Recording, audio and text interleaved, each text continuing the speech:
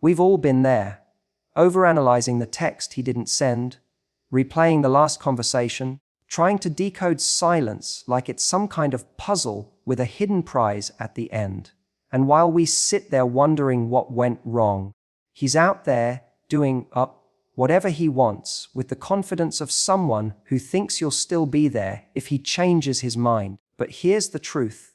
Every time you reach out, wait around, or try to remind him what he lost, you're not making him miss you. You're feeding his ego. Today is not about getting him back. It's about getting you back. Because the real power move isn't proving your worth to him. It's becoming someone he regrets ever losing and making damn sure he only watches your glow up from the sidelines. Let's talk about how to stop feeding his ego and start feeding his regret. When someone pulls away, the most natural instinct is to fill the silence, to reach out, to get clarity, or at the very least, to remind them of what you shared. We think, if I just say the right thing, maybe he'll realize what he lost. But here's the truth that most people don't want to admit. The more you try to pull someone back who's already walking away, the more you confirm for them that they have control. And that control feeds their ego. It tells them, I can disappear, act cold, withhold effort, and she'll still chase me. That's not love, it's leverage. And it's completely one-sided. Your silence, on the other hand, has weight. It forces a person to confront the space you used to fill.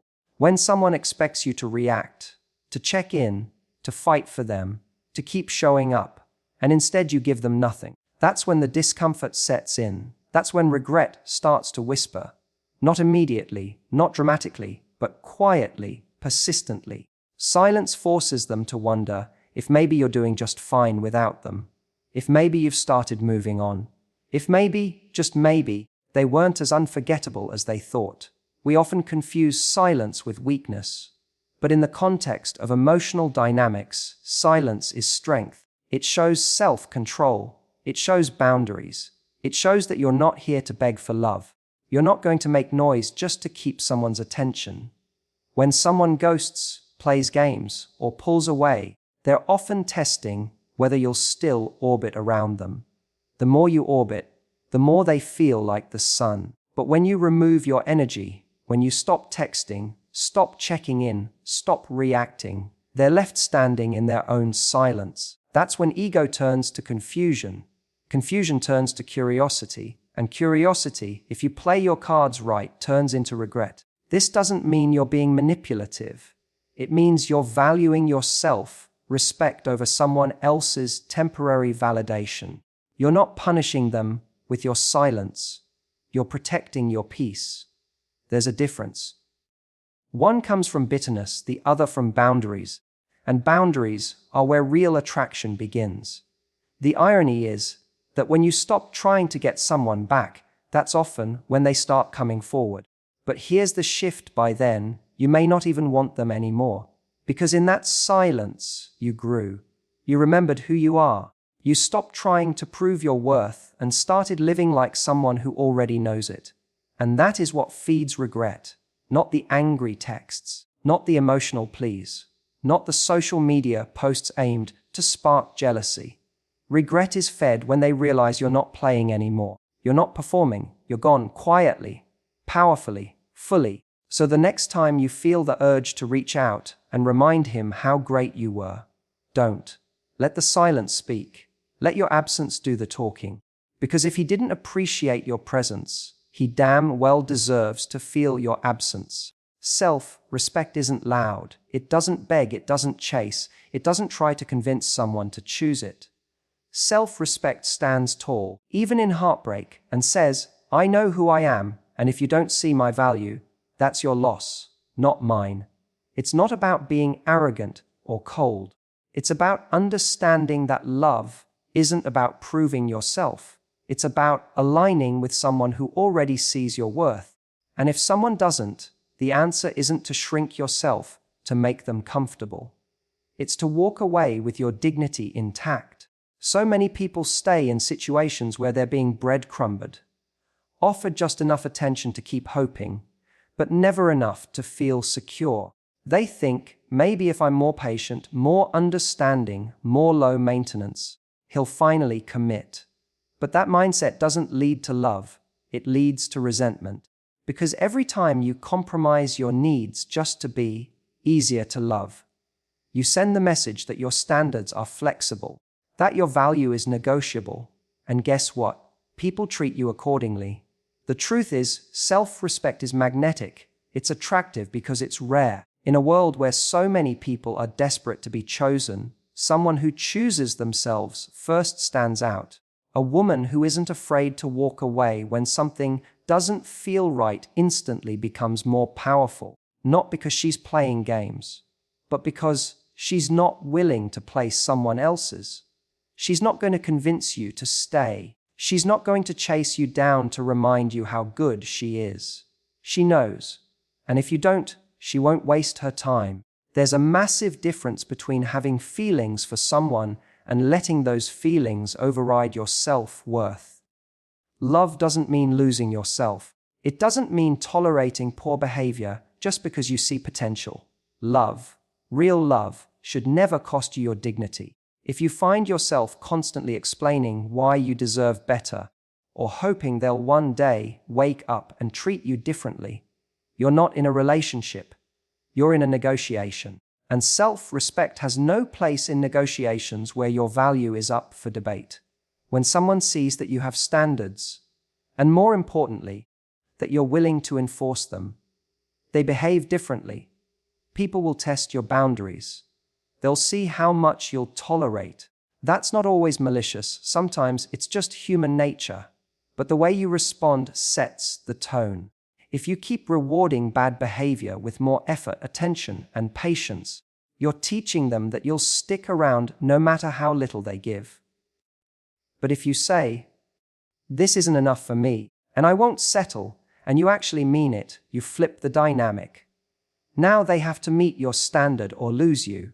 And yes, that might mean losing people who don't want to rise to that level. Let them go. Your self-respect should never be the price of companionship. Because here's what happens when you hold the line. You create space for the right kind of person. Someone who doesn't need to be convinced of your value. Someone who doesn't see your boundaries as a threat, but as a sign of strength. Someone who sees your self-respect and thinks, "That's the kind of person I want by my side." So the next time you're tempted to chase someone who's pulling away, ask yourself, is this about love or is this about needing validation? Because if someone's attention is the only thing making you feel worthy, that's not love, that's dependency. And nothing about that is sexy. What's sexy is knowing your worth, holding your standard, and walking away from anything that doesn't honor it. That's what feeds regret. That's what makes people look back and think, "Damn, she wasn't just another option. She was the standard." When someone breaks your heart or lets you go, it's tempting to try and make them notice what they lost. You might start posting carefully curated photos, dressed to impress, captioned just right to show you're totally fine. Maybe you hope he's watching your stories, lurking your likes, wondering if you've moved on, and sure, he might be. But if you're doing all of that for him, then he still has power over you. You're still trying to win in a game that he walked away from. That's not strength. That's performance. And he can see through it, even if he doesn't say anything. The truth is, nothing makes someone feel more validated than seeing you try to prove you're over them. Why? Because it means you're not. The effort alone reveals your intent. You're still thinking about him, still reacting to him, still living your life with him in mind. That feeds his ego, not his regret. It tells him he still has emotional control, even from a distance. And let's be honest, that's not the vibe we're going for. Real power is not in making him look. It's in making him feel, without even trying. And that feeling comes when you shift the focus completely off of him and put it back on yourself. When your actions are no longer rooted in reaction, but in your own growth, your own joy, your own life, that's when the shift happens. Because now you're not just pretending to move on. You are moving on. You're becoming someone new. not in spite of what happened, but because of it. And the more you grow, the more distance you create from who you were when you were with him. That evolution, that quiet, unbothered transformation, is what triggers regret. Because suddenly, he's no longer watching someone who wants him back. He's watching someone he doesn't recognize anymore. Someone stronger, more grounded, more radiant. Someone who no longer needs him to validate her worth. And that's unsettling, because it makes him realize he didn't just lose you. He lost access to a version of you he'll never get back. And here's the thing, you don't need to prove anything to anyone. You don't need to flaunt a new relationship, a new outfit, or a new lifestyle just to get a reaction. When you're really over someone, it's not loud, it's not dramatic, it's calm, it's peaceful. It's knowing you've outgrown what you once thought you needed. And that clarity is way more powerful than any revenge glow up designed for Instagram. So go ahead and evolve, but do it for you. Not to show him you're okay, not to make him jealous, not to make him regret. Because ironically, that's exactly what will make him regret. When your happiness isn't about proving a point, but about choosing a new path, that's when the reality hits. That's when he realizes you're not looking back, and that you've built something better without him. You don't win by replacing him. You win by replacing the version of yourself who needed someone like him to feel whole. You win by creating a life that reflects your worth, your values, your power. And when he sees that, not through a story you posted, but through the silence and the distance and the complete absence of you chasing him, that's when he feels it. That's when the regret sets in, not because you made him feel it, but because you stopped caring whether he did or not. Not everyone deserves a front row seat in your life, especially someone who treated your love like background noise. When someone had access to the most honest, vulnerable, generous parts of you and still took you for granted, the last thing you should offer them is continued access to your energy. But that's what we often do, isn't it? We leave the door cracked open. We stay friends, we keep responding. We let them linger in our world because a part of us is still hoping they'll come back with clarity and changed behavior. We tell ourselves we're being mature or strong by not blocking them. We call it keeping the peace. But what we're really doing is giving them a VIP pass to the life they no longer earn a place in. It's a hard truth. But people respect the boundaries you enforce, not the ones you talk about. If someone knows they can message you at 1 a.m. and still get a response, even if it's cold or short, they know they still have space in your heart. That's not setting a boundary. That's leaving a window open for emotional drafts. And someone who isn't serious about you will keep climbing through that window just to remind themselves that you're still there. You may not realize it in the moment, but allowing someone to stay in your life after they've shown you they don't value it actually gives them more permission to disrespect it. It sends the message that your standards are flexible, that your self-worth can be negotiated. You may think you're being kind or emotionally intelligent by staying open to them, but all they see is that their behavior didn't come with real consequences. And as long as that's true, they won't regret losing you. They'll only remember that they could always come back. When you remove someone from your life, fully, cleanly, and without apology, it creates impact. It signals that you are no longer available for confusion, inconsistency, or emotional crumbs. That action alone is a mirror.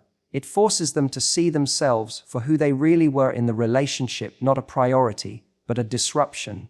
And trust me, that realization stings far more than any clever comeback or well-timed selfie. Nothing is more powerful than your absence, because absence forces reflection, and reflection is the birthplace of regret. You can't create space for new love when the old one is still sitting in the front row, commenting on your highlights, sliding into your DMs, or just checking in when he's bored or lonely. Every time you allow that, you're telling the universe that you're still emotionally occupied, that you haven't truly moved on, that you're available for more of the same. But when you truly shut the door, You change your energy. You go from being accessible to being untouchable, and not in a cold, bitter way, but in a way that says, I've grown past the point of entertaining anything that doesn't nourish me. That's what makes someone regret losing you. It's not the photos, the rebounds, the messages they might see online. It's the total loss of access. It's when they reach for the connection they used to have and realize it's no longer there. Not because you're being petty, but because you've evolved. You've chosen to protect your peace over prolonging a relationship that already failed to honor you. And the moment they see that they've been moved from front row to out of view, that's when it hits. That's when they finally understand they didn't just lose someone, they lost you. Closure is one of the most misunderstood concepts in relationships. People chase it like it's a final conversation, a perfectly worded apology, or some emotional moment that ties everything up with a neat little bow. They wait for the other person to acknowledge their wrongs, to validate their pain, to give them permission to move on. But the hard truth is, closure is rarely something you're given. Most of the time, it's something you create on your own. And the more you wait for someone else to give it to you, the longer you stay stuck in a story that already ended. When someone leaves you confused, hurt, or abandoned without explanation, your instinct is to look for answers. You think, if I could just talk to him one more time, if I could just understand why he changed, maybe then I could let go. But what you're really doing is trying to make sense of a choice that probably had nothing to do with you and everything to do with where he's at. The closure you're hoping to find in his words can't fix what's already been broken in your trust. Because someone who cared would have given you clarity when it mattered, not after they'd already caused damage. That's why closure isn't about the conversation you never got. It's about the decision you do get to make now. The decision to stop reopening emotional wounds by returning to someone who didn't protect your heart when they had the chance. The decision to stop begging for understanding from a person who didn't offer it when they walked away. It's you choosing to take the mess they left and say, this is no longer mine to carry. I'm not going to keep giving energy to someone who couldn't give me honesty. We romanticize the idea of closure because it feels like a satisfying ending. But relationships don't always end cleanly. Sometimes they end in silence, in confusion, in slow fades and unanswered messages. And that's painful, but it's also revealing, because someone who truly values you doesn't leave you with questions. They give you presence, not puzzles. So if someone exits your life in a way that leaves you lost, take that as your answer. That is the closure.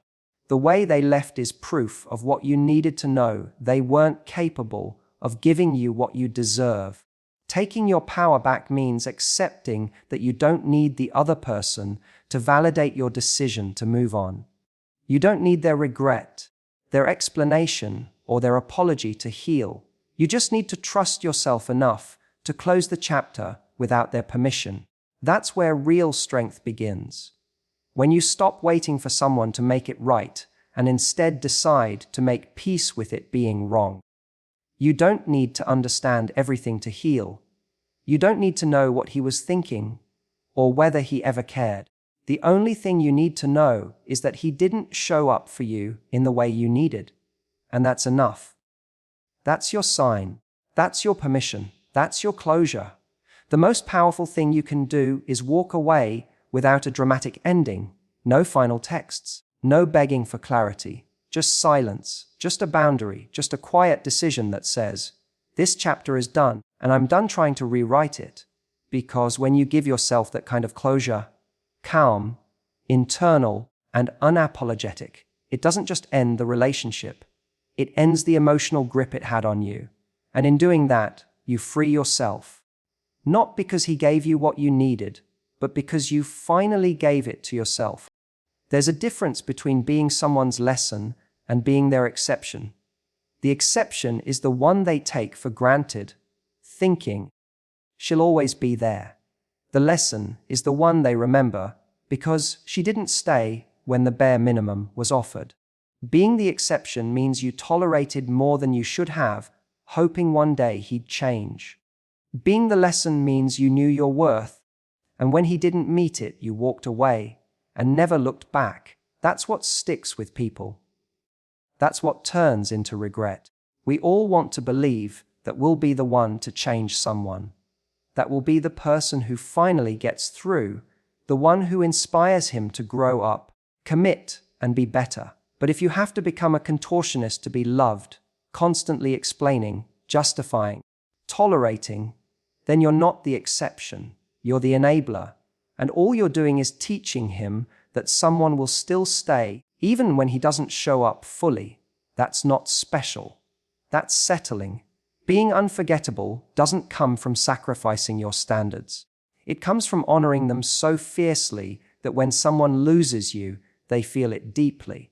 Not just because they miss you, but because they know they had access to something rare and didn't treat it right. That kind of loss lingers. It creeps in slowly when the texts stop coming, when they check your profile and realize you're no longer watching theirs, when they try to reach out and get no reply. It hits when they meet someone new and she doesn't carry herself like you did. When she tolerates the same things you didn't. When they realize that what they thought was normal in love was actually a privilege they mishandled. You don't become the lesson by punishing someone or trying to make them feel bad. You become the lesson by removing yourself entirely and showing, through your actions, not your words, that you're not interested in being chosen second, third, or only when it's convenient. You become the standard that makes them reassess what they thought they could get away with. And no, they may never say it out loud. Most people won't admit when they regret losing someone good, but it shows in the silence, in the way they linger in your digital shadow, in the way they never truly move on because they know they had something solid and fumbled it. That doesn't mean they didn't care about you. It means they didn't care enough to step up when it mattered. And by walking away without a dramatic exit, without begging, without explaining, you become the one they measure others against.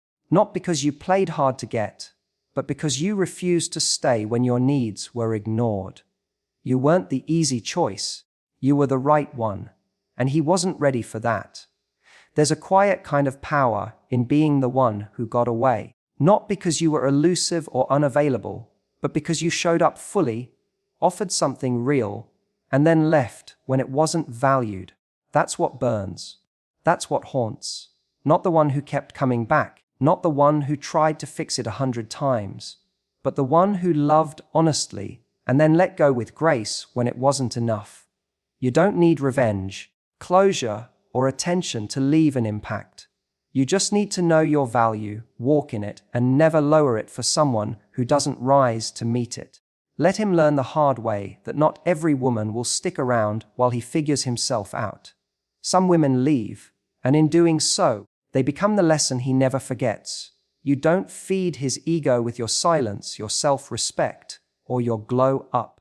You feed his regret by reclaiming your peace, choosing yourself, and refusing to settle for crumbs when you were always the whole damn meal. The power isn't in making him look back. The power is in not caring if he ever does. Because this journey isn't about revenge. It's not about playing games. It's about rising, quietly, confidently, and completely, without needing permission, validation, or apology. You don't need to be the one he comes back to. Be the one he never gets over. Be the lesson that taught him he should have done better. And more than anything, be the woman who, no matter how it ended, walked away with her head high, her heart healing, and her standards intact. That's not heartbreak. That's power.